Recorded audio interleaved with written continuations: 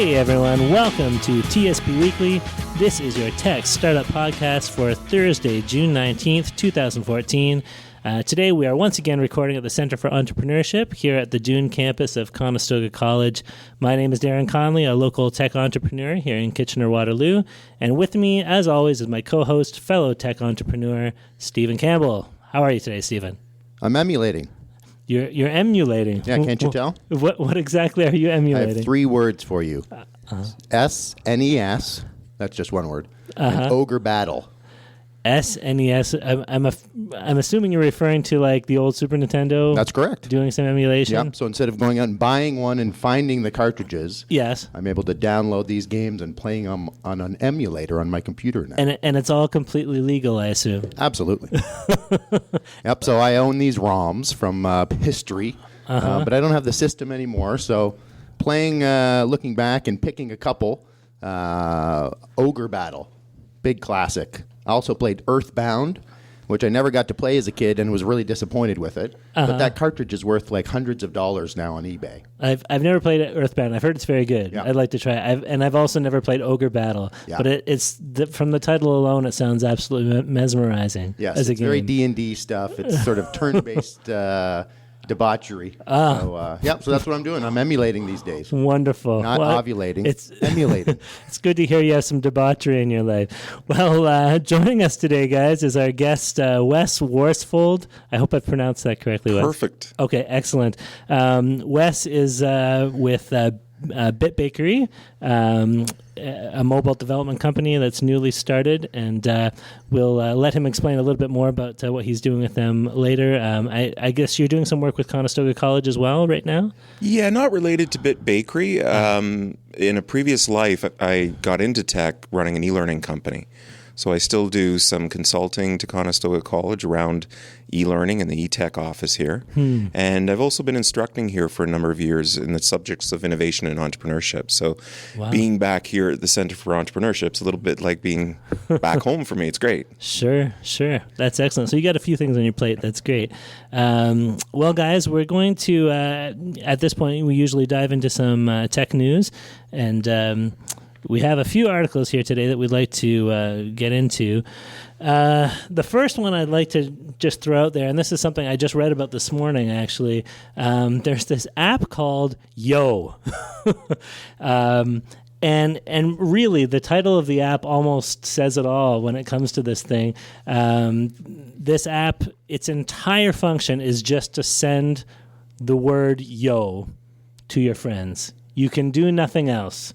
Except reply with the word yo if you've received it. Cool stuff. Do you use yo in your modern day or current vernacular at all? Is that something that you say to your wife? I can't remember the last time I've used the word yo. Maybe the app will bring it back into fashion or something, or maybe I'm just really out of touch with the way the kids talk these days. I always think that you have to put something behind it, like yo baby or yo mama or yo something. You got to be careful with yo mama. That can be fighting words, right? Yesterday there were two 9-year-olds scootering around my neighborhood, and they were telling yo mama jokes. Your mama is this and your mama is that. Right. So every sort of 4 minutes as they went by, I'd catch one or two new yo mama jokes. Sure. So it's still out there. Kids today are yo mama in. Well, apparently with this app, you can't even get to the mama part. Yo is as far as you can get. The big news with this app is it's just raised $1 million in seed funding.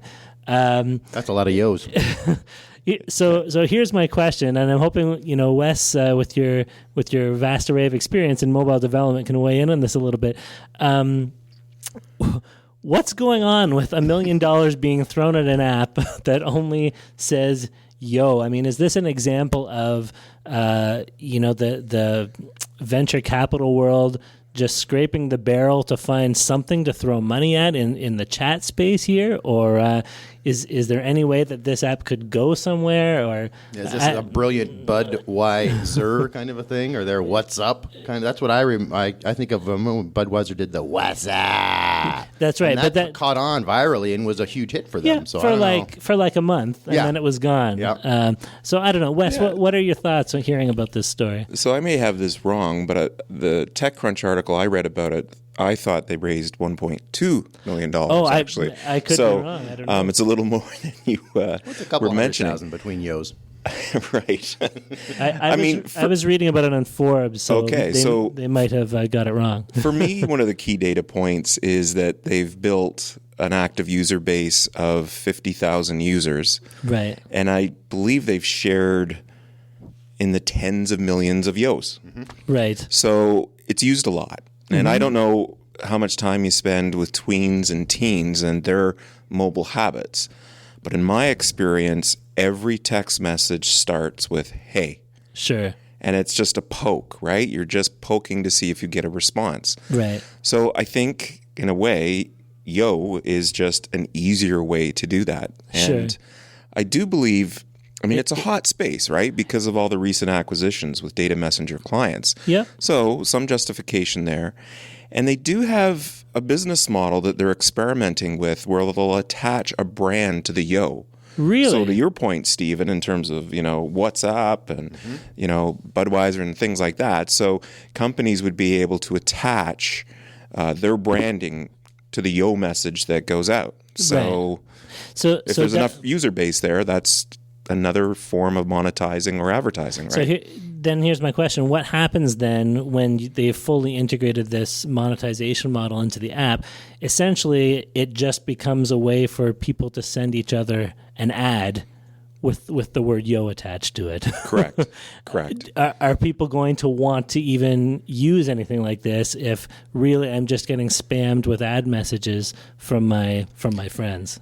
I think we'll have to wait and see. Sure. The article I read, and was quoting the co-founder, said that Yo is a really good example of this, and this gets a little esoteric, but the movement in mobile apps to emulate what happens in real life. Sure.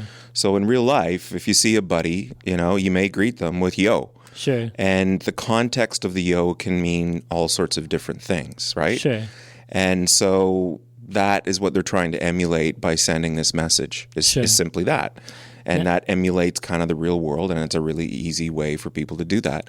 I think given the amount that they're sharing and the number of messages that they're sending indicates that there's something there. I think there's something. My background is in linguistics as far as my actual educational background, and when I hear about something like this, you're talking about emulating real world communication. Yo for me is either one, a conversation starter, or two, like you said, there's many different. In natural speech, there's many different ways that a Yo can kind of be interpreted, right? Yo, yo, yo, or with a dude, no. Right? People used to say, dude, oh, dude, right? No. But when you're dealing with it in this particular medium, there's really no way to create kind of that vocal inflection with that one word to vary the meaning that you might have in real life. That's the one thing. And second, if you're using it as a conversation starter, well, that means the conversation has to follow somewhere else. Yeah, you go to another app then? Yeah, like... Call me? Yo, call me. You can't say call me. You have to go to the other app to call him to then say, let's continue or let's meet or, Sure. Other than a poke. What I really find interesting is that the monetization of this is something that they haven't figured out yet, and it seems that people are just buying eyeballs or people. It's got 50,000 people that have done a couple million messages back and forth or Yos, and that's worth money. And Yo has generated $0 and doesn't really have a plan to generate any money, but they got a million or $1.2 million thrown at them because they have people. Yeah. And I see that a lot. Like Facebook bought WhatsApp, and it didn't really have a strong monetization strategy, but it had a ton of people using it. But it makes me think of something. You have a viral, photograph of a cute cat or something. Maybe it gets. I do. Okay. So maybe it gets 50,000 likes. That doesn't mean that your picture of a cat now becomes a monetizable business just because you have a lot of people kind of jump on this thing. Like, this strikes me very much as kind of a fad app that, people are like, oh, have you tried this Yo, whatever. They use it once or twice, or they use it for a week, and then... Right, it's gone. Right. It's like the LED free hugs T-shirt. You're saying? Sure. But the cool thing about it, because I'm not disagreeing with anything you're saying. I think it's going to be interesting to see if, like, 3 months from now, what was Yo? It doesn't exist. Sure. Is that my understanding is the company's one guy. Mm-hmm. That's it. He built it in 8 hours. Yeah, okay, I was going to say, Yeah. honestly, that's an afternoon's work for us to Yeah. build an app and to do that. So Sure. if you want to do an experiment, lean and fail fast if you're going to do it, right? Yeah, but that's so true. it's following kind of that lean startup model pretty well. Sure. Of getting something out there, seeing if it gets any traction, and then go from there. I think it is an excellent experiment if we view it in that context, right? And the fact that they got $1 million thrown at them, in a way, I mean, the article I read in Forbes was talking about how this could be the next kind of tech bubble in the chat space, and anything in the chat space is kind of getting money thrown at it right now, but. We've been working with a little bit with a chat app of our own. If someone wants to throw $1 million at us just because we're part of the bubble, I would not refuse. You're not holding out for $1 million too, eh? That's right. Yes, 1.2. Anything in the seven figures above. Yeah, even if a few $1,000s. Really, I'm not going to turn anyone down at this point, but. This guy seems to have taken good advantage of the situation in the market right now, or maybe he just has a friend, with a lot of money who's willing to risk it. I think Wes isn't right. It'll be interesting to watch it because it's one guy. It's a very simple interface, and that's some of the appeal to it. And it's a very simple concept, but when you throw $1.2 million at anybody, that complicates things very quickly. So we'll see if he implodes or he rock stars out or what happens, right? I don't know what they're going to do with that money. Like, right. Is he going to hire more developers? Like, to what? Have they not exhausted their functionality? Like, what more can they build into it? I know what I would do with it. I would use it to acquire users because the more users I have, the more value. And to acquire a user today is going to cost you between $1.50 and $3 per user. In the mobile space? Yes. Mm-hmm. Sure. So you can go through that money pretty quickly to build that user base. And there'll be that tipping point. I don't know that he's going to use the money for this, but this is what I would do. Yeah. There'll be that tipping point at which the virality takes over for the app so that it just goes because there's so many users and your friends have it, so you get it, and it starts to chart and gets rankings and all those types of things. Sure. But you need to use methods to get that distribution and discovery happening. He's and out that in costs Silicon money. Valley, is he? I believe so. Yeah. Well, and it sounds like they have a measure of virality already. If we're reading about this on TechCrunch and in Forbes, I mean, we're talking about it here in Kitchener, Ontario, and I'm not sure where this guy is from who developed it, but people are talking. So he's doing okay already, right? Yeah. The gimmick factor alone, I think, is creating some viral spread. So I've been trying to find, as we've been talking here, the name of the guy who developed it, and this article is not giving him a lot of credit. Here. Sorry, I've just found it. His name is Or Abel. There you go. So yes, hopefully Mr. Abel can. Use that money wisely and hopefully, turn his traction into something that can be, I don't know, a little more useful as a business. Yeah, one of your points really well taken, the fact that he's getting traditional, blog coverage for the app will really assist with discoverability.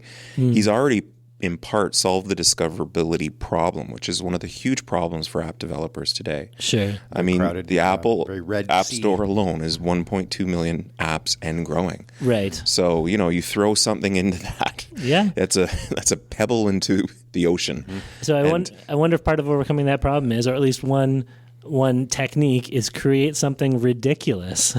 Flappy Bird. Flappy Bird's another good example, right? Create something ridiculous, and who knows what could happen with that. Maybe that's something that you and I, Stephen, will have to do some brainstorming. What kind of ridiculous crap can we throw together? I actually had an idea. Ridiculous crap idea? I'll throw this out for anybody who's listening. If you're in the development world, you can steal this from me, but I want at least a 20% equity chunk if you make it. So I had McDonald's for lunch today. I'm not proud of that fact, but I had a quarter pounder combo from McDonald's. Avec fromage or no fromage? Oh, you have to get the cheese, man. Right, yeah. You have to. So just double check.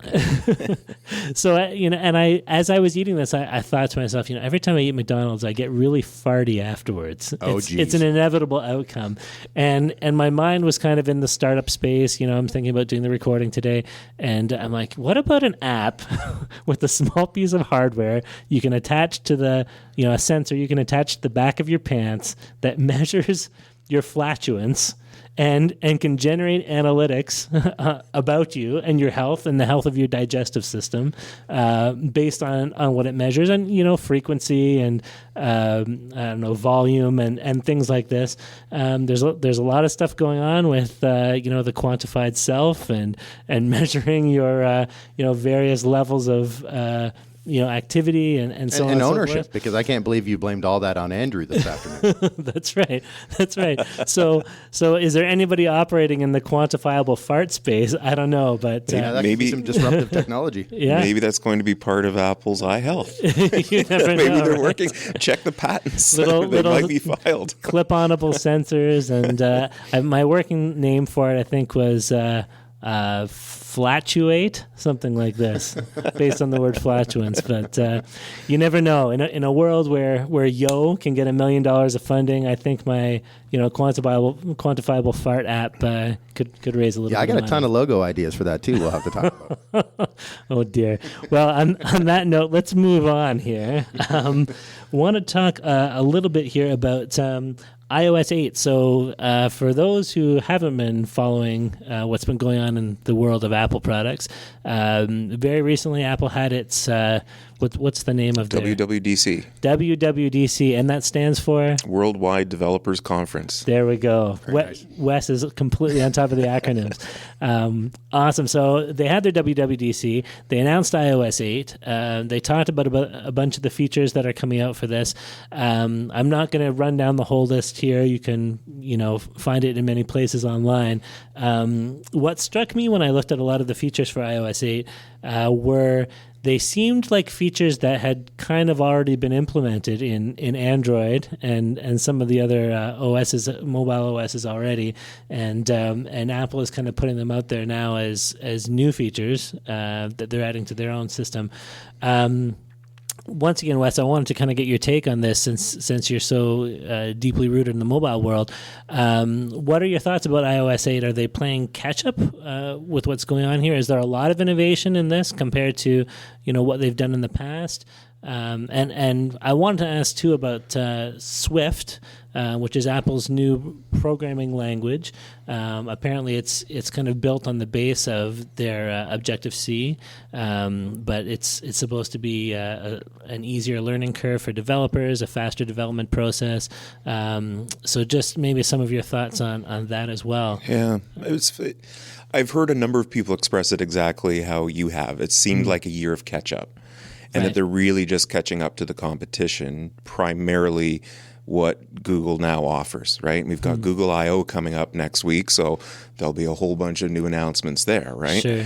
I think, though, overall, the announcements are a big step forward for iPhone, iPad, and Mac users. I think they are going to be really impressed because what I find is if you're in an ecosystem and using a certain phone, whatever branded phone you're using, and you know what you know. Mm-hmm. So you spend all your time on an iPhone, you don't realize, what a person with a brand new Google phone has or some other comparable platform. Sure. So I think when these features are released, I think the users are going to be really excited about them. And as a developer, it's exciting for us because they've opened so many more things that we didn't have access to. It's like another wave of app development and innovation can begin to happen. So that's really exciting. Can I ask from the developer point of view then, what are those things that are most exciting for developers? Yeah, well, the one is just what you mentioned off the top, which is a new programming language. So that's really important. Mm-hmm. And like Apple always does, they announced it, and then there's the beta, start using it. So we have started to play with it. We do have an app that's under development that takes advantage of what I think is one of the key features, which is called extensions. Okay. And so unlike ever before, an app that is created can be extended into other apps. And so the examples they gave at WWDC was a filter app for camera. could be applied to the native camera. So, awesome, right? You don't need to fire up this separate filter app. Go to Photo Roll, which isn't part of iOS 8. Sure. They've done away with that. It's called Recent now or something. Okay. And you'll be able to apply the filters to whatever other program has extensions for that. And so that's really exciting. It opens lots of possibilities. And incidentally, that's, and correct me if I'm wrong, a feature that has been a long-standing feature with Android as well, right? Android apps can call on other apps to perform some function and then return to the original app to process that data. So, good. The improvement in the notification center alone is, and again, it's very comparable to Android because now widgets can be inserted into the notification system. So, Android's had widgets for, I think, ever, or at least since 2.2 or 2.3. I can't remember them not having it Yeah. since I bought an Android phone. But so, cool. I mean, these little things as developers for us are really important because we have some apps that would be ideally suited for a widget in that notification center because their primary function is just to notify you about things. Sure. So, really good opportunities there. These aren't really innovations, are they? Because like one of the ones I read about was the dual screen, that the iPad will be able to have dual screen apps up, and that's not an innovation. That's something that we had. New functionality. It's just new functionality for mobile users. So when we talk about, it's a new functionality, it really isn't. It's just that they're bringing it back to the mobile space. It's almost like we don't use a mouse for an iPad now, but then if they bring it back, that's not a new innovation. Right. That's just a mouse that you can now use. So when I hear that, new innovation with iOS, a lot of it isn't really new. It's just sort of getting ported into the mobile space, or what do we actually have to use, and it feels just like settling into me more than innovation. I wanted to ask Wes, you mentioned that you guys are working with Swift a little bit now. What are your first impressions, working with Swift? Is it positive? I think it is easier. It's a measurable improvement over the previous development? Yeah. Okay. It's less. There was a lot of things you had to do in Xcode to accomplish something that was essentially heavy lifting, and that's much less in Swift. So it's much more elegant. You can do things quicker and faster. So I think they believe that that's going to encourage even more app development. A lot of WWDC talked about their app store and the changes that they're making there and all the investments that they're making, which are really quite impressive. And I think that's going to be a big change for their users as well. And also creates opportunities for us as developers. Okay. Interesting. I myself do not develop in with Apple at all, but I was really anxious to hear from the actual development community. If this is just a small incremental kind of shift in development, big. or if it's it's pretty big. About. I mean, one thing I didn't mention because it doesn't apply to BitBakery because we don't make games, but the new feature they've announced called Metal, which accelerates OpenGL for 2D and 3D games, to me would appear to be a big win for game developers. I think, although all those devices are used for gaming so extensively, and to do more gaming and more graphics and images, and the things that were demonstrated on stage as part of the keynote was really phenomenal. Wow. I really feel equivalent, or perhaps maybe beyond some of the current console gaming systems. And I'm not an expert on gaming, but and it's a demo, so be it. But it was just incredible. I'm surprised by how much I use my iPad for gaming compared to the other applications. We bought an iPad a few years ago just to have an easy-to-use mobile device instead of buying a new laptop. And then we had, I think my son was 2 years old at the time, and it ended up being a device that we use 90% for gaming and maybe 10% for web surfing and everything else, checking email. Are you trying to say that it became a babysitter as well? Because often they do. To a certain extent. He has a 3DS now. He's 4, so he's graduated to other handheld options. But cool. But it's funny. And so when I'm looking for new apps, a lot of what I'm browsing through on the Apple Store, I end up finding myself in the kind of the free games section. and I think to myself, really, is this whole tablet revolution just about another place to play games? Because that's how, for me, that's how it felt it ended up. But I don't know. My wife probably uses it for things that are more productive, like Pinterest or recipes. I don't know, or recipe, things like that. Yeah. So Skype, we use it for Skype too. Yeah. So I mean, with iOS 8, there's going to be a lot of changes to the store. Right. So your son will be able to beg for games and apps that he wants, and actually charge it to your card, because they have something called family sharing, which goes up to 6 family members across all your devices. Right. So not only does that allow kids to say, hey, mom or dad, whoever owns that card, I want to buy this, and you can say yes or no to it, which we as developers think that's a huge opportunity, because we think most parents are just going to simply go, okay, and not really, just check it off. It's one click, done. But the other thing is, across all the content within the store, you can share that content with those 6 family members, and across whatever devices you have. So that too is really interesting. As a developer, you could say, ooh, gee, that's a little scary, because I previously may have been able to sell a single app into all 6 members of that household. So I think it's going to require app developers to think a little bit differently, and come up with some different strategies. And that's good. All those changes are good. It's disruptive. People that move quickly to it and execute the best will succeed. And we'll see what happens. I'm in that exact space, because with a 12 and a 13-year-old boy, they all are playing those games, and I've bought Minecraft for myself, and then my 13-year-old took over my personality and my account, so then my 10-year-old wanted to play, so I had to pay another $15 or $19 to get another. I've already got it on my computer, but now it's on his computer, so he's got his own personality, and now I can't play it unless I pony up another $20, and I'm thinking, this is not fair.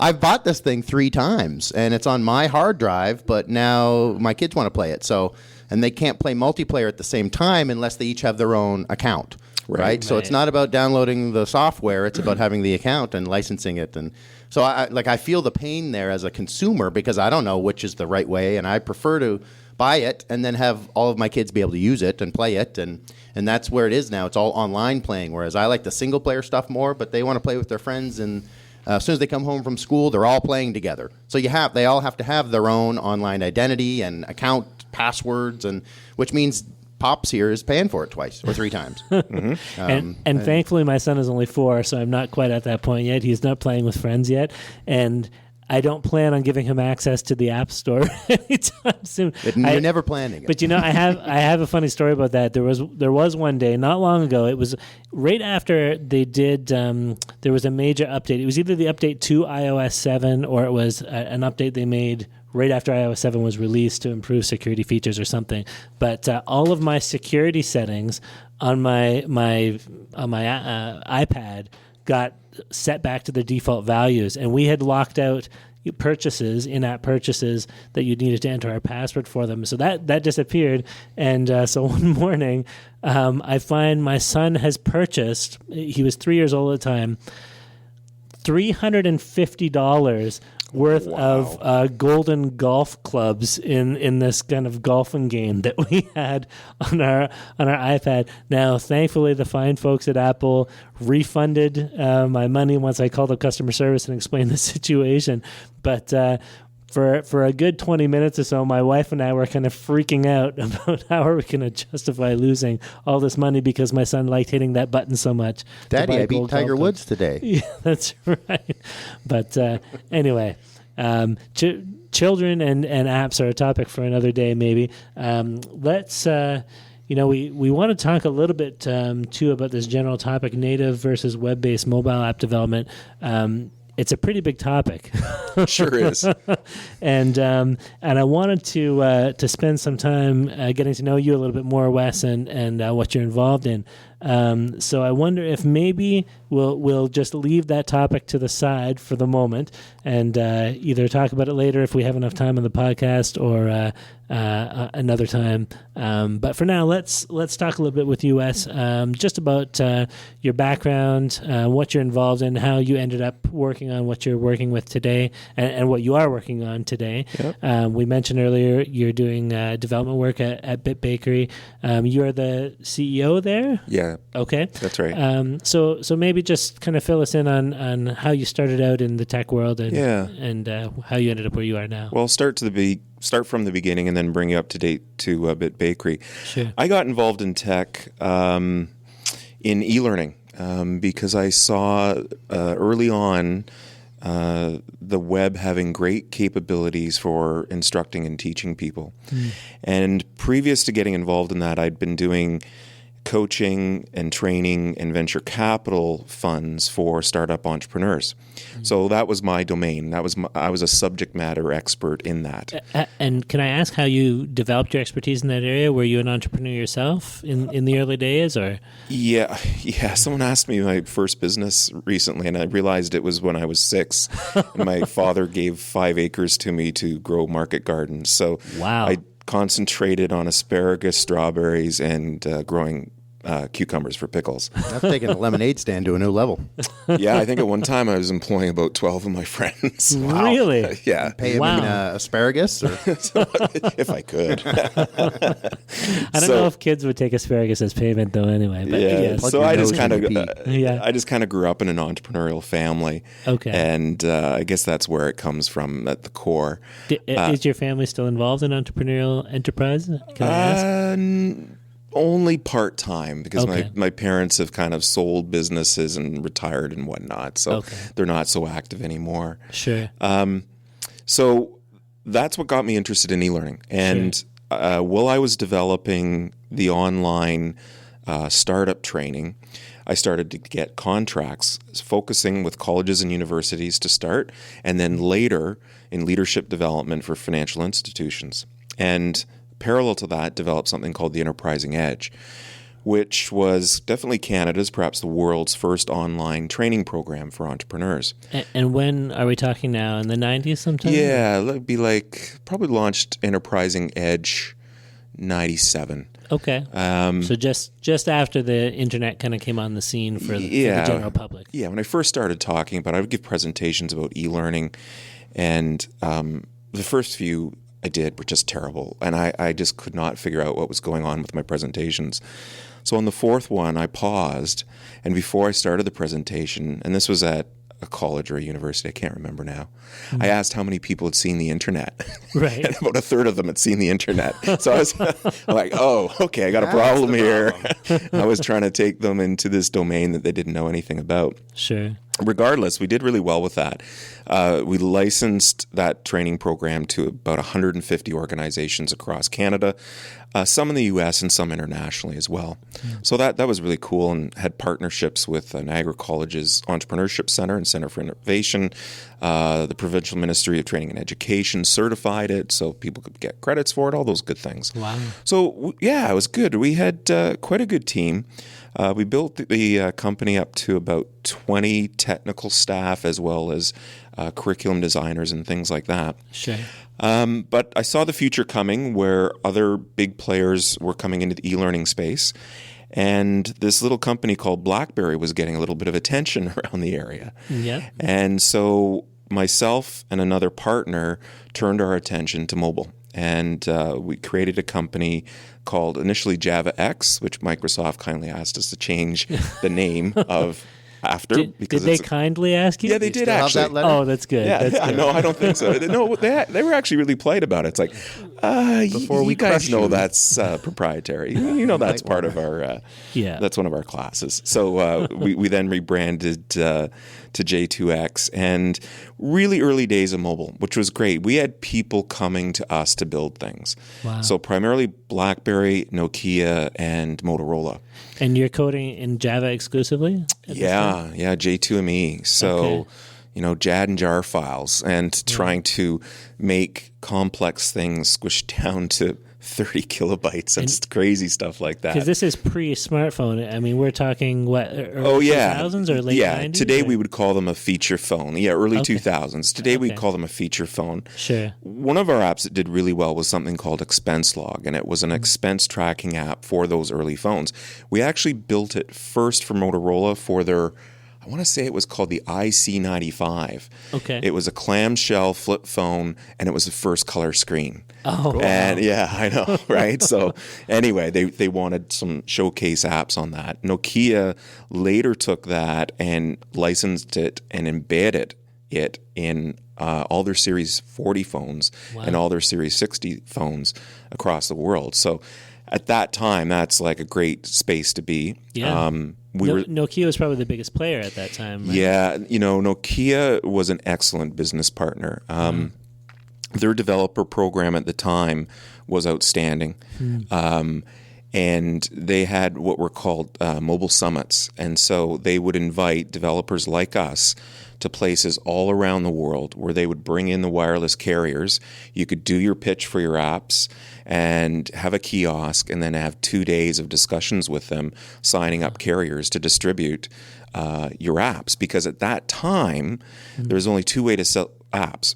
Carriers number one, Right. and then secondarily, there were some independent app stores started. Okay. There weren't the app stores like we know they are today, where everything's consolidated. So there's a good manufacturers. question. Like pre-app store, are you actually selling to your end user, or are you selling to the carrier specifically? No, the licensing agreement with the carrier is much more important. Okay.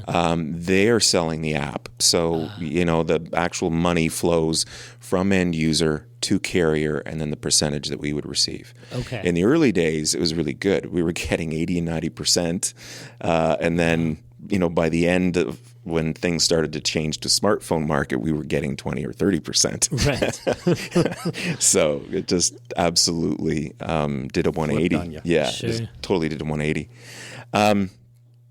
So I've been involved in the smartphone development. I just continued, with the development in the space. Can I ask then that transition from feature phone to smartphone? How did you guys kind of navigate that transition? Were you on top of it right from the start, or does it kind of just appear in the marketplace and you're like, oh, we better start getting to work in this new area? Yeah, no, that's a great question. It was a natural evolution for us, primarily because we're located in Waterloo. And in the time I'm speaking about, BlackBerry really was the only smartphone. iPhone was 07 or 08, right? So prior to that, it was an easy transition because we could work with BlackBerry, and BlackBerry was pretty small then, and they didn't even have a developers program, but we knew the right people to speak to, and so that worked out really well. And it was more difficult of a transition when iOS came along and Android came along, because you just never know how those are going to do. And the other one that we keep our eyes on a lot is Windows Phone, and we have done Windows Phone development, but at this point for us, the market share doesn't validate, Sure. Digging in in just for that platform. Yeah. Windows is maybe, 5% or less? Of the It market depends at on the moment? region, Okay. but yeah, I'm hearing 5 or 6%, I think was the last figures I read. Sure. But growing. Sure. And it's just a matter, I think, of Microsoft getting their products aligned, and I think they could really take off and do great things. Sure. But the competition's really heady. Yeah. Yeah. It's a iOS and Android seem to have a pretty strong grip on the They do. marketplace, right? Well, At the moment. yeah, they do, and especially iOS, because you've got a singular store where you can sell your things. So, Sure. unlike, at one point, both with carriers and independent app stores, I believe I had about 120 agreements in place. Wow. Yeah, it's a lot to manage, but it's also that's good for an app developer because there's places you can go that compete against each other or specialize in certain markets. Right. I don't know anything about selling in Spain, Right. but there's a company in Spain that specializes selling into that market.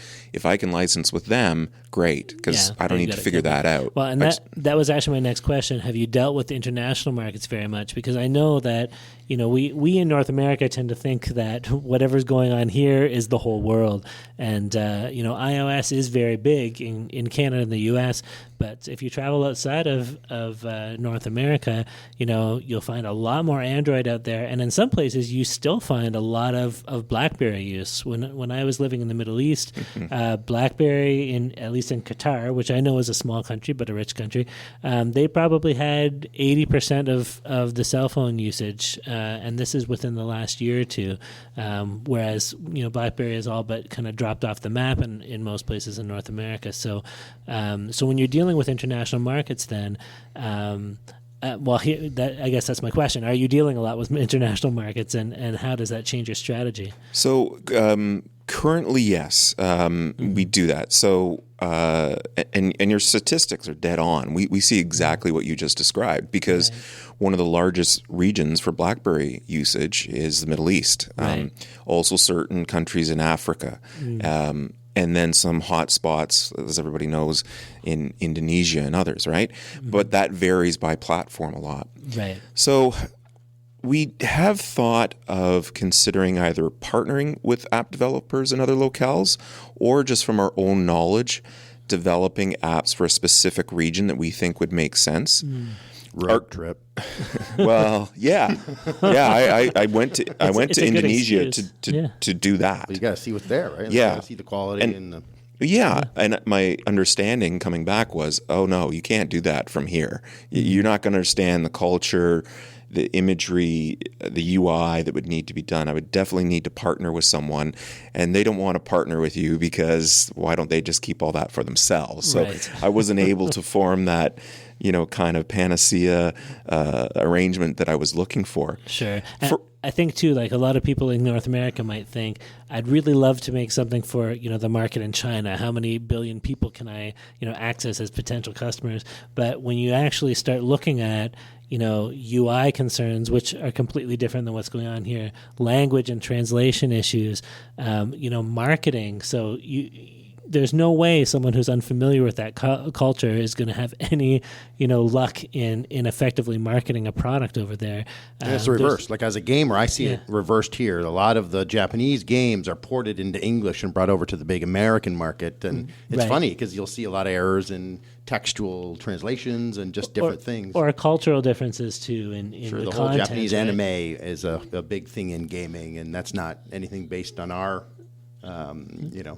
creation that's come overseas. So man, maybe we're getting into too broad a topic here, but I think just all that to say, I think if you're dealing with international markets, it makes sense to have partnerships with people who are rooted in the culture and can work with you to effectively create a product for that market, right? Yeah, absolutely. And for us, our philosophy has always been, focus on internationalizing, which means translating to all the languages that we think are important, products that we feel would be used regardless, like where culture and the way the UI would work would not matter as much. I mean, games is a great example. Like, stay away from games, because trying to develop a game from here for the Chinese market would not be a skill set we have. That just wouldn't work. We don't understand that. Yo in Chinese? Yeah, exactly. That's a great question.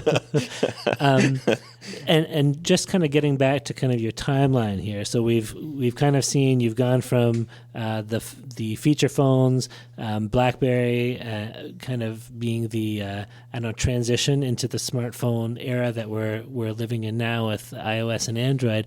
Was this the same company that you had been developing with since the early 2000s all the way through? Or? Yeah, good question. There's actually been, I guess BitBakery will be the third company. Okay. So there was J2X, one in between, and now BitBakery. Okay. And the point I should add about the transition, which is really interesting, we started transitioning to Android and native about 3 years ago. So maybe a bit later than we should have been. Okay.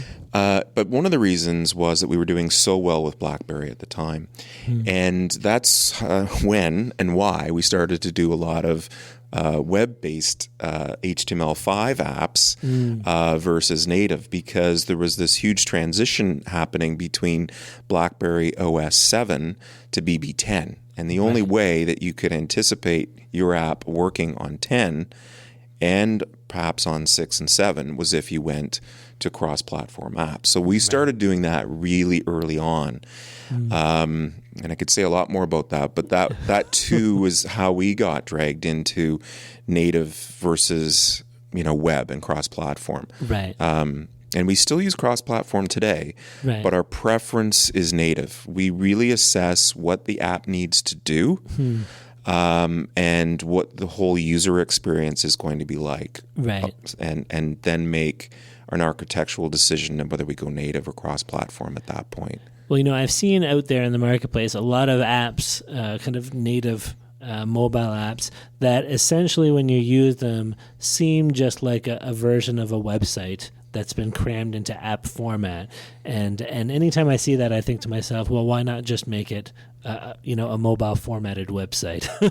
If it's just information about a business and a way to fill out a form to contact them, then there's not necessarily as big a need to make that something native, right?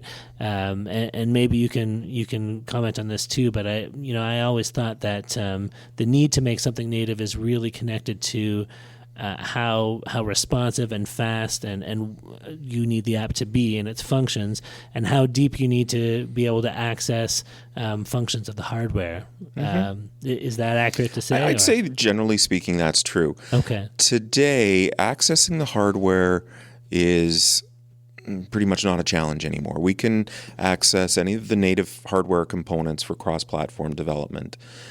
So that's really great. I mean, things have improved so much.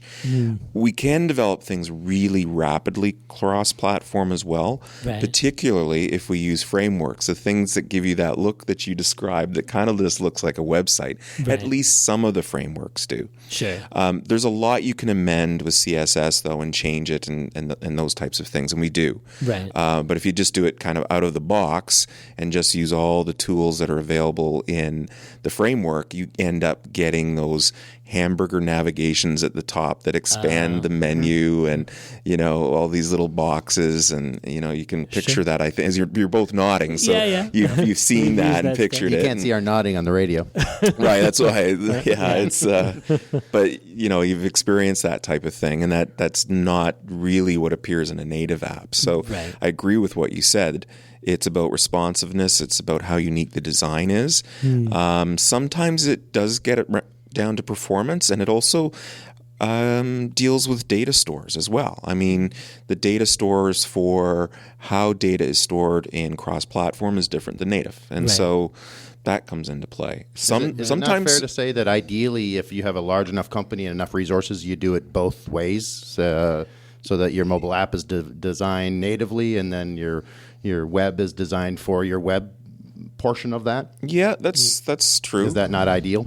Yeah. Or would you, for us, it's more case by case. And just back up a little bit and say that we develop our own apps, but we also do apps for other people, like on Feet for Service. So we just completed a native app, and actually a suite of native apps for a local startup.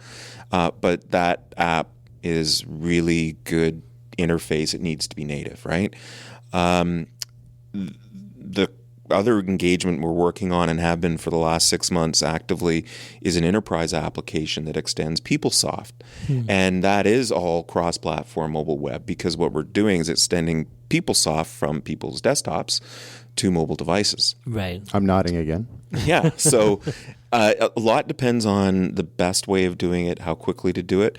When it comes to our own apps, sometimes we'll experiment by starting with HTML5 to get it out quickly to do proof of concept, right? So the Facebook example, which you may remember, because Facebook went through that iteration where they did build the app in HTML5 and then decided to switch. And then the press misread it and said, oh, that's a signal that, cross-platform development is not okay. Right. And that was Facebook's plan all along. They needed to get things done quickly, test the mobile experience, learn from that, and then develop natively. So, I mean, that's my learnings from it, and we'll do that sometimes. Sure. Because that's not a bad way to handle your product cycle. Sure. Yeah. It really depends on context and the customer then, or what you're doing. Yeah, exactly.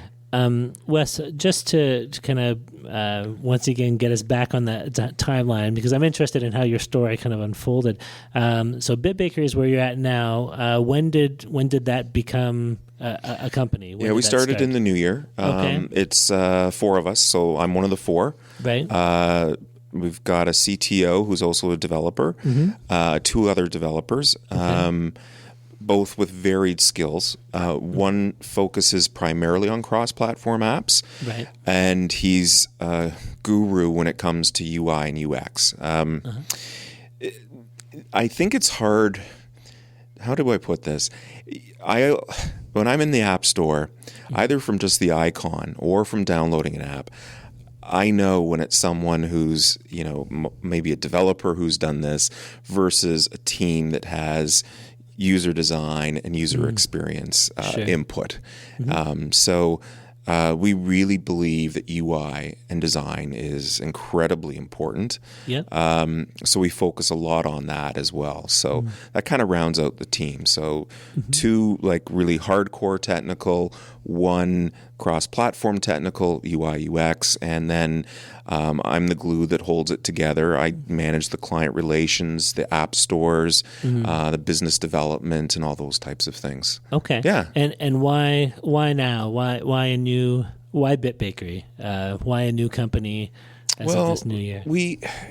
We had some of our own ideas that we want to develop and explore. Okay. And you had this common relationship, the 4 of you, before you started the company? We've all worked together previously. So that's great because it makes the startup easier because we know each other. Sure. And we have a way of working with each other that is, stable and good. And so we can just fly instead of, I don't know, I've never worked with you, and trying to figure out that. And in fact, when we put the company together, we asked ourselves, do we want to hire, and if so, when? And because of, I think, the quality of the team, what we're able to produce, and to keep things stable for the first year, we said, no, unless something explodes and we have to hire, we're really just going to try to keep it as a small team for now. Right. And you guys know, it's also extremely challenging to hire mobile development talent. I'm not saying that we just hire. I don't want to leave that impression, right? That's a difficult thing to do, especially just open the door and pick one of the thousands that are lined up out front. Yeah. Next. No. And that's maybe a whole other topic that we can hash out too, is the whole, finding and connecting with talent, fit with the culture of the company, and especially how important that is in the early stages of a startup, and so on and so forth. And we talked a little bit about that in our first podcast. The 3 were fit, reliability, and productivity. And what I hear Wes saying is that the fit is really important. They knew they had it. They knew they had that productivity as well because they'd worked together in the past. So they sort of had those 2, and then you move forward with the reliability as well because you know each other, right? So and I think a subset of productivity is doing work that you love and like projects or products that you're really personally excited about. Sure. What we're focused on now is a few projects that are exploiting open data. Do you guys know about the movement of open data, where government has now made the information that they didn't previously make open to us? So, and this is Canadian government specifically? So it's worldwide. Okay. So the data that is open varies by level of government and what they choose to release. Sure. So, if you look at City of Waterloo, Kitchener, Cambridge, it'll be varying information as it will be with the region. And some of it's just different information. Right. So 17 potholes were filled on Homer Watson this week. That's probably true. It's really interesting. And also how the data is given to us varies. Sometimes it's a Excel spreadsheet. Sometimes it's a Access database. Sometimes it's XML. It's all these different formats, right? Sure. But I believe that there's a lot we can do with open data that would really help users. Right. Because this is data where we live. And another whole focus for us is local, hyperlocal. In a crowded app space, we have a strong belief that your phone acting well and serving you well for where you are at that given time. And you do spend most of the time, unless you're an international traveler, at home. Yes. So wherever your home base is, what can your smartphone do so that you don't have to worry about it? So those are some of the principles and premises that we're working on as we develop these apps. You know, we're going to have a whole other podcast just to talk about hyperlocal location services and talk a little bit more about some of these other topics, because I think there's so much we can unpack here, and we're already coming up on almost an hour, so I don't want to go too long. But you know, I love that point that you made about most of the time that you're spending with your phone, you're spending in your local area. And there are so many apps out there that seem focused on discovery of you know, good restaurants in a new city that I'm going to, and so on and so forth. But 90% of my time I'm in my hometown. I know where the good places are. I don't necessarily need to get apps for discovery anymore. There are other things that hyperlocal can do to serve my needs, apart from what we've seen so far. But we'll unpack that on another podcast maybe. Before we wrap things up here, for our first 2 podcasts, we had absolutely no listener feedback because we didn't have a whole lot of listeners yet. Strangely enough, we've actually encountered a little bit of listener feedback, so we just want to quickly talk about that and share some of that with you guys before we wrap things up. So I think, Stephen, you had somebody posted something on your Facebook. We share a Facebook group here at Conestoga College where all of our classmates are on it for our year. So I put it up there, and Jacob Aldaba listened to it, and he posted some comments. He said, "I just listened to episode 2, and I have to say that it was great. I enjoyed every bit of it. I'm listening to episode 1 now, and I noticed that the audio was improved in episode 2. It's nice to see such quick improvements. Great job, guys." So thanks very much, Jacob. I hope you enjoy this one as well. Yeah, and hopefully the audio lives up to your expectations. We learned between episode 1 and episode 2 that the computer that we use for recording it's a very loud computer, so we thought it was louder than it actually was, and so now we've cranked the volume up a little bit to be more in the normal range. So, yes, and we actually have one other piece of feedback too from Larissa, who posted on our website. And our website, by the way, which we haven't shared yet, is tspweekly.com, techstartuppodcastweekly.com, but TSP Weekly is the actual site name. So she left a comment for episode 2 saying, 2 things here. The driverless cars are certainly interesting, but Google is hardly a startup. What kind of opportunities for startups can you foresee as driverless cars become a thing? So if you've listened to episode 2, you know we talked for a little while about the Google driverless cars and where those might be going. I think this is once again another huge question. I would love to talk about this more. So let's open that up on another podcast to talk about other opportunities for startups built around the Google driverless cars. Yeah, ton of them. I would love to be able to take advantage of this because I do think that the driverless cars are going to be huge in the future, and now's the time to be talking about these things, right? The other thing she mentioned was, according to Sammy, who was our guest on our last podcast, Mr. Waffa. That's right. Hacker nesters don't like the term networking. Can you come up with some hip alternatives for this term? So what do you think, guys? If you rather than using the term networking, I'm going to a networking event. What other hip terms do you think you could use? Hanging out. Hanging out. I've got several. We could amalgamate. We could reticulate. Amalgamate sounds a little suggestive there, Steve. Do you want to get together and amalgamate? I was saving meld for my sexual connotation one, but okay. We could use the Beatles and just come together.